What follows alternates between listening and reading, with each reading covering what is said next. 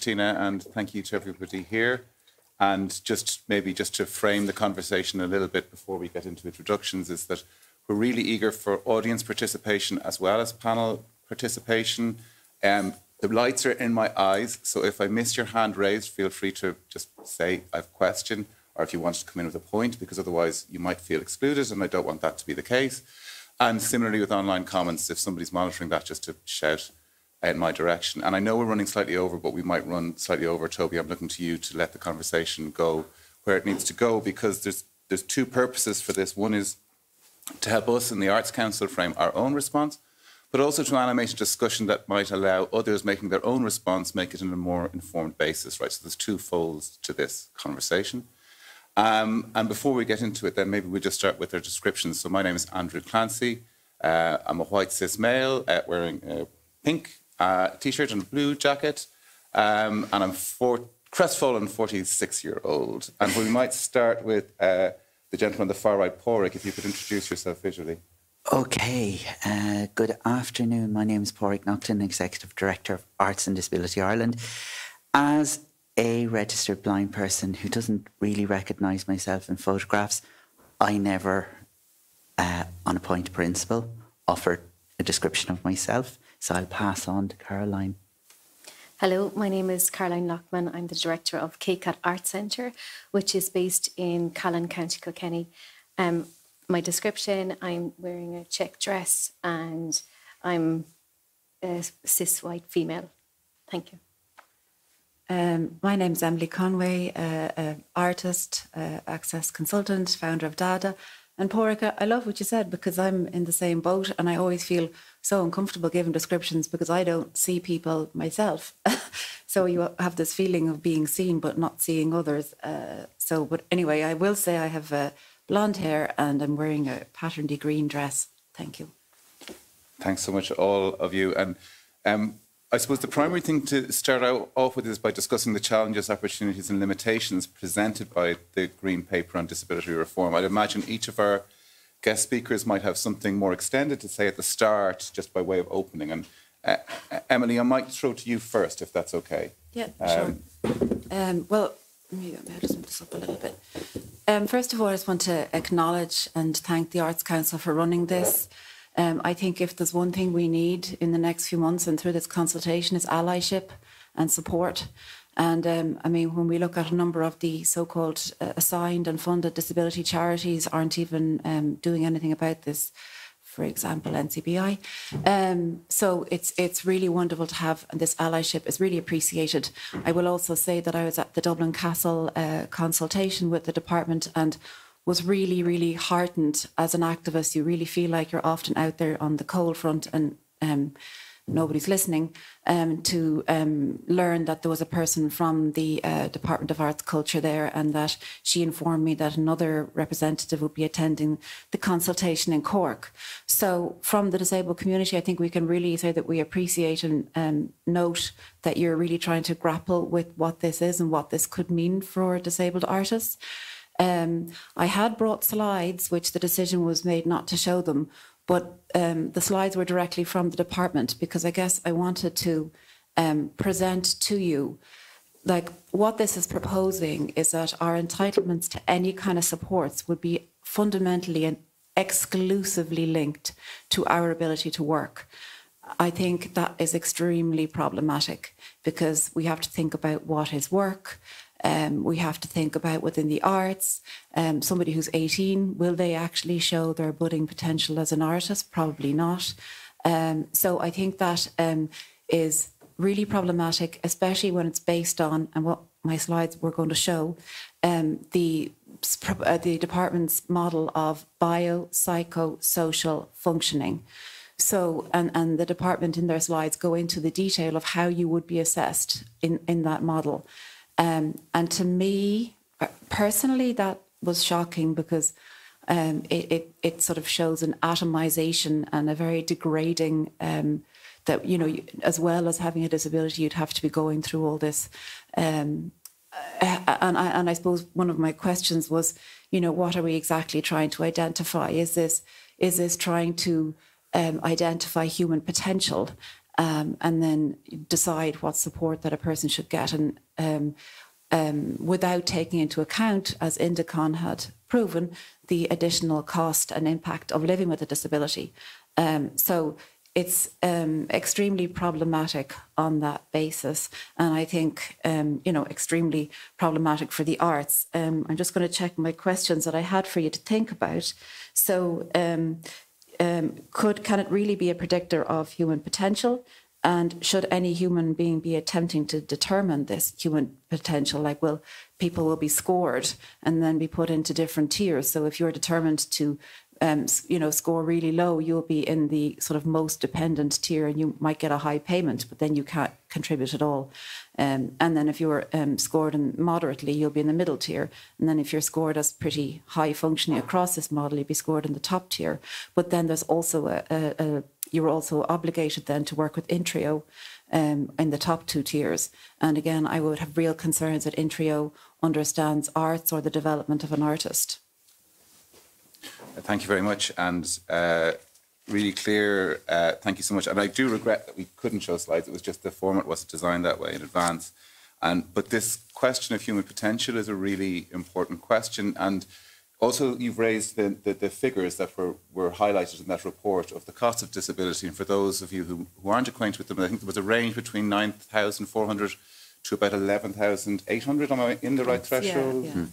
12,000. Yeah. So this is a number that is now in the ecosystem and which is not being considered in this situation here. No, it's basically trying to transfer the cost of having a disability back onto the disabled person. And again, in the arts where the work is precarious and there's no security, I mean, if that cost is transferred back to you, I mean... Exactly. Mm-hmm. So, Caroline, over to you. And I know that you're joining us with your associations at Camphill, and I'm wondering, our KCAT, so I'm wondering if you can speak a little bit to that as well as maybe to some of the points which Emily has raised.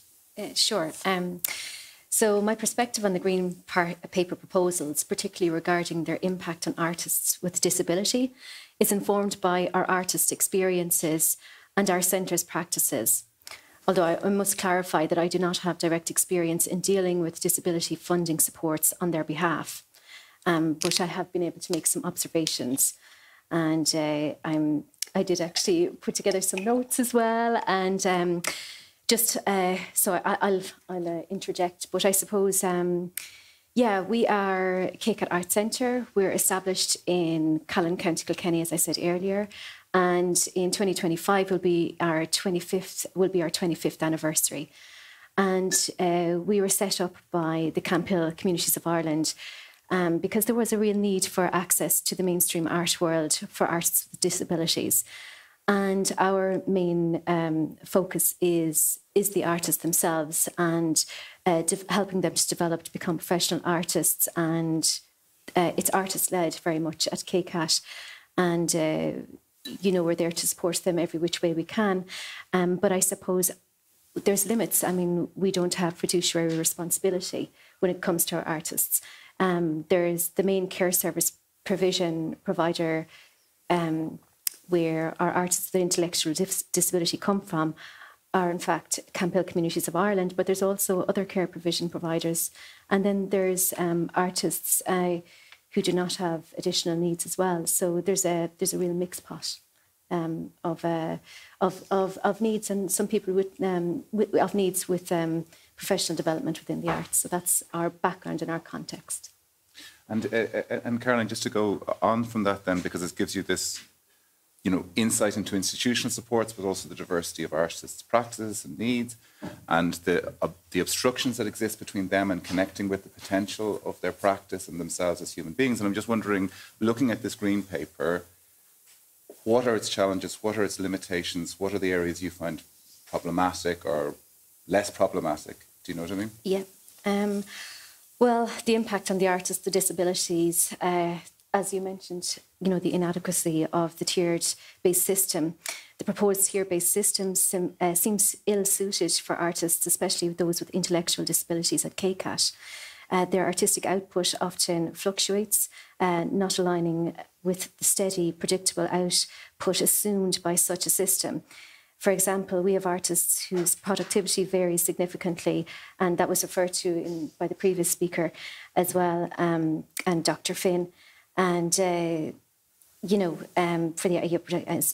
very significantly reflecting not only in their output but also in their creative processes, which the tier system may not adequately recognise. So that's a real issue there. And then there's the limitations of rigid categorisations.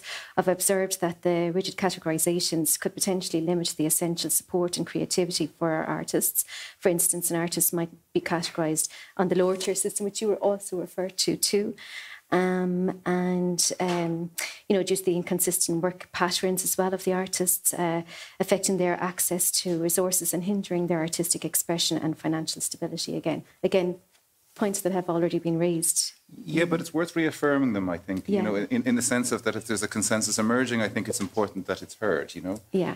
Can I just add one thing, which is the only thing, like the green paper improves nothing. In fact, all it does is add another, very, as I say, atomizing level of scrutiny through all the biopsychosocial functioning assessments.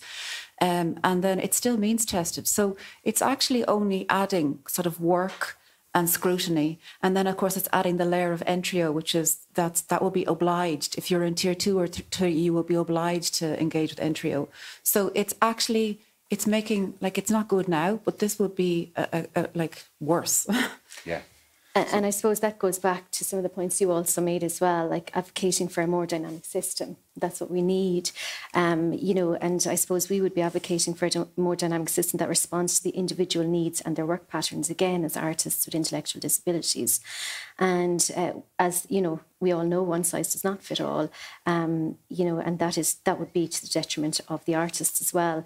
And a model that involves art professionals, as you actually also mentioned too, in assessing the artist's work and needs, especially considering the diverse nature of artistic expression.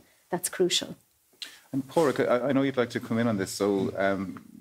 yeah. Okay, so first thing I would say is that I didn't bring any notes, and the reason I didn't is because I think this issue is really simple, and it's been said from the floor.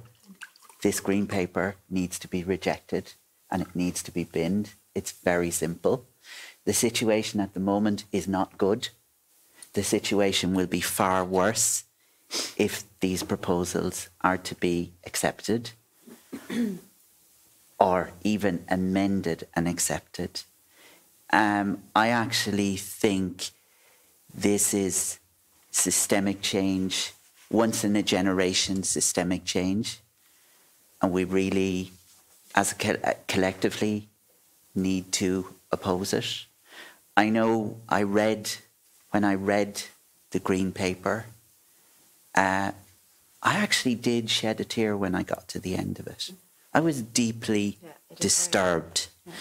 I then thought of when I worked with my colleague Anne Poynton when I was in England back in the early 2000s. We used to use a poster from Prussia, which is euphemistically known as the useless eaters poster.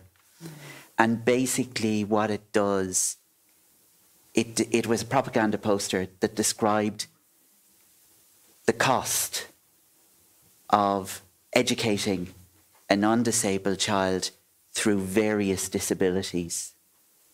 And we all know where that led to in Prussia, that became Nazi Germany. That's very extreme, I know. But actually, the one thing that comes out of this green paper again and again and again is this whole value of work, and that being the only prism by which people with disabilities are measured. It is really disturbing. It is very backward, and it takes us to a place that we aren't even now. The other thing about this, and I was also reminded of this, some of you may be aware of the artist Liz Crow. Liz has a production company called Roaring Girl Productions. Easy enough name to remember. If you go look her up, she's a very detailed website of many of her artistic projects. But there's one called Figures, which it was an installation on the banks of the Thames where she created 650 figures over 11 days using the sand and the mud on the bank of the Thames to signify the stories and the impact that changes to the disability benefit system had on people with disabilities in the UK under austerity. Our system that's been proposed isn't quite as bad.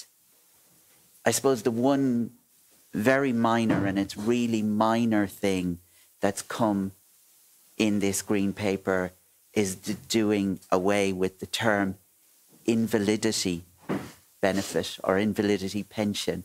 However, what's really obvious is they've only changed the name, and all people with disabilities are going into invalidity or incapacity benefit in real terms, because actually the measure is going to be not having capacity, having partial capacity, or having capacity to work.